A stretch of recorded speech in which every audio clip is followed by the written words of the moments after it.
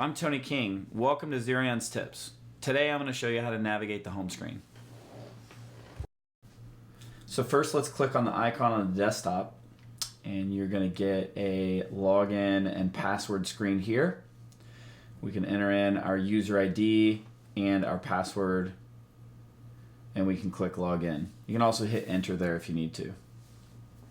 You might be prompted for a printer or location. Just select the one that's appropriate for you.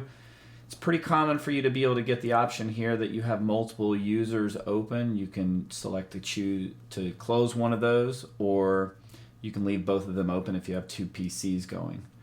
Under the upper right hand corner you've got an option to select the preferences, but then you can also select a new user under the option called trainer there. You can see that down arrow here that you can get to new user and also log off. New user is going to take you back to this screen here where you can quickly log back in again. So if you needed to leave for lunch or take a break, you would want to new user.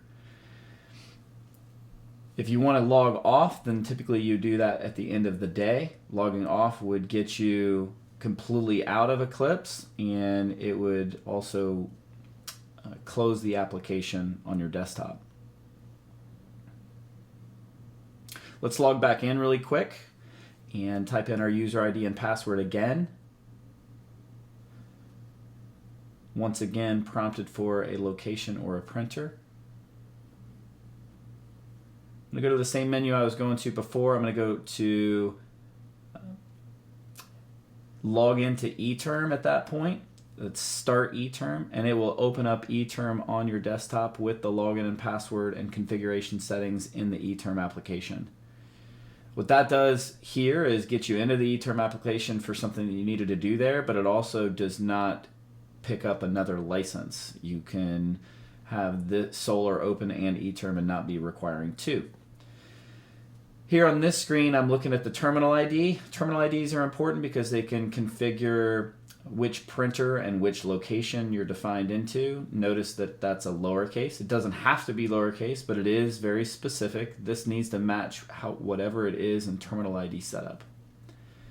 Then on the Advanced tab, you've also got the signature pad option there. You've got to make sure that that path is correct in order to properly use the signature pads.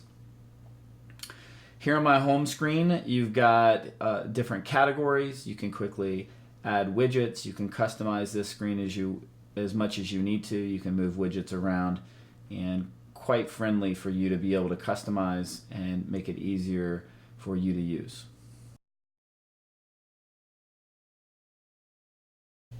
Thanks for watching this video. Feel free to contact me if you have any questions or comments.